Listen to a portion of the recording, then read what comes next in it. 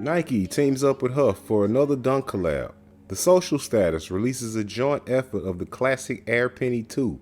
Palace links with Gucci on the capsule, and Air Jordan 2 continues to get pushed from the swoosh brand. I'm Nate the Great from TakeFlight214.com, and I've been wanting to try out a new video series to add to the channel.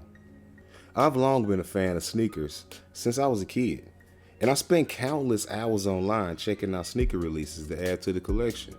So with that in mind, I decided to do a weekly show on all of the sneakers being announced for release.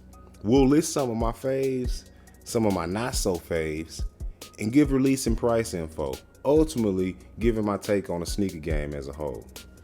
But before we get into it, go ahead and smash the like button for me. Liking and sharing the video is the best way to help us to continue to grow as a channel. But now that we got that out the way, let's jump right in. First up in the review this week, we have Mischief back at it again, but this time with a design that likely won't get them sued when they unveiled the AC1 walking boot. The Mischief AC1 walking boot is a fashion-forward take on a walking boot. You know, the ones you wear when you break your foot or break your ankle. A gray look, black straps, black inner booty, and hospital blue hits on the bottom bring the AC1 to life. The Mischief AC1 released on October 19, 2022 for $450 at Mischief.com. And on the surface, this idea seems a bit weird. And the design is definitely going to be hit or miss with some people, but I am not totally mad at it. It's unique, and it's a shoe that has a futuristic look to it that many brands are kind of going for lately. But with a price tag of $450, I think that's a bit steep for what's basically a glorified gimmick shoe. But hey, on the bright side, at least Mischief will get to keep the profits on these. LaMelo Ball's Puma MB2 finally gets a launch date. His first signature sneaker with Puma, the MB1, was a hit, and the successor, the Puma MB2, hits the ground running with an epic proportion and superior responsiveness. Or at least that's what Puma claims. I mean, that remains to be seen, right? The Puma MB2 boasts a similar makeup to its former model, as the silhouette keeps a lot of the core design elements. But the most noticeable differences are the sneaker's midsole unit and the graphic upper. Rather than the cross-hatched midsole seen on the MB1, the MB2 midsole has a smooth sculpture appearance, utilizing Puma's nitro foam cushioning. The Puma MB2 is set to drop on October 21st via Puma.com, the Puma mobile app, Puma NYC flagship store, and at Foot Locker, Kids Foot Locker, and Champ Sports for $130. Now personally, I like the MB1s. I thought the design was nice and some of the colorways were dope. And ultimately, I thought it was a solid first effort for an initial drop. These though, I'm not sure if it's the colorway that turns me off or what, but I'm not as much of a fan of these. And I don't know about you, but for me, a colorway can make or break a sneaker design. I've seen some shoes that I hated in one color, but absolutely loved in other colors. Like personally, some of the 350 colorways are super mid for me, but other ones are nice, and it caused me to go out and pick them up.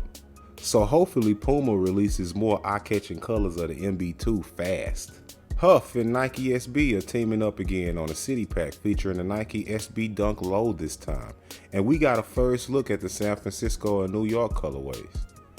Paying homage to Keith's adopted city of San Francisco, the sneaker features a white pebbled leather upper with black pebbled leather overlays. And at first glance, some may think the San Francisco colorway looks slightly like an upgraded Panda, but that's wrong. That's wrong. It's not correct. Excuse me for getting a little hyped up and putting up.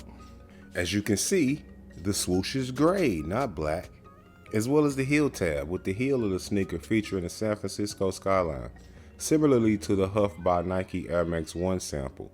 They've also got Keith Forever stitched on the back in San Francisco Giant style font. They feature a Huff logo on the toe, and perhaps my favorite aspect, the panel features a tearaway upper that reveals a tie-dye print, paying homage to the collaborative Nike SB Dunk High from 2004. And if you're a fan of the brand or have seen my Huff video, then you'll know that although Keith made his namesake brand in San Francisco, he was born in New York. And in celebration of Keith's hometown, Nike also released the New York pack, which is basically the same as the San Francisco one, save the colorway that's been swapped out for blue and white on these. Both the Huff by Nike SB Dunk San Francisco and New York dropped via raffle this week at Huff locations in San Francisco, LA, and New York City using the Cop Pad app, with a wider release down the road via select Nike SB skate shops. Personally, I prefer the San Francisco ones better. But hey, I'm not a huge fan of blue shoes, but honestly, both of them are really bad. The Air Jordan 2 has never really been a fan favorite, and in fact, it's the only pair of Jordans that I've never owned myself. But this year, Nike has been trying hard to push the 2s, and they continued by announcing new colorways this week, including the Air Jordan 2 OG Chicago, the Shelf Life Air Jordan 2 Low, the 218 by Air Jordan 2 Low, and the Titan by Air Jordan 2 Low. So if you happen to be a fan of the 2, then there's certainly no shortage of options for you to choose from, and you're probably loving this the way I was when Nike decided to bring Dunks back. Or like the OG Air Pennies, which I got a pair of when I was a kid and I've been hooked ever since. So I'm super hyped to see a re-release of them. And alongside 2 colorways of the Nike Air Penny 1, Social Status is also putting their stamp on the Nike Air Penny 2 in 2 different colorways. And after dropping on the Social Status site, the Air Penny 2 Playground is getting a wider release on the Sneakers app and at select retailers for $200. Now last but not least for this week's video, looks like the whole streetwear by high fashion trend isn't quite over just yet.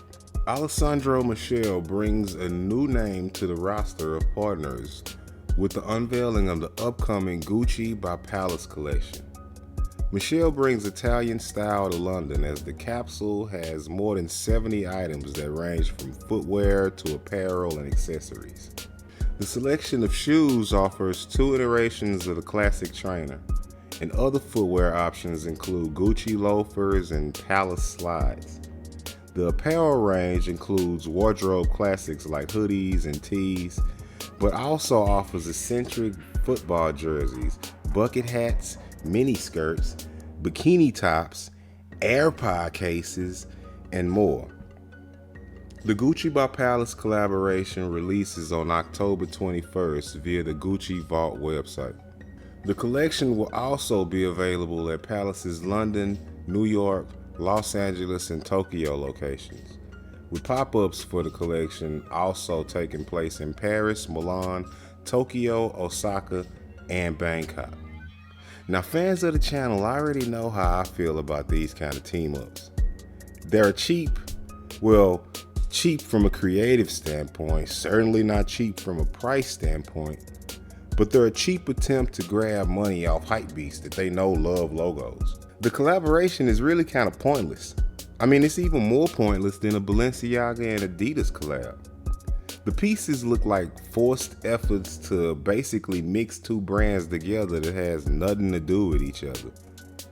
And it's not all bad. There were a handful of pieces that were okay, but much like all luxury streetwear, most of it just looks like they simply tried to slap as many logos on the stuff as they could and then go, here you go, now give me your money. Some of my personal favorites from the drop were the more basic stuff like the tees and the hoodies with the small Palace logo, not the super flashy billboard stuff. But hey, I'm pretty sure that this capsule is going to do super well and make tons of money for both Palace and Gucci. Well, what's up? What you think? Should we do more videos like this? Hit the like button if you want to see me turn this into a weekly series. The plan is to include more video series to the channel. And I'll still be doing the Rise and Fall series as well. But if you guys like these kind of videos, then I'll start doing them each week in addition. Also, don't forget to hit the subscribe button and then the notification bell. That way you will be dinged every time we drop a new video of any kind.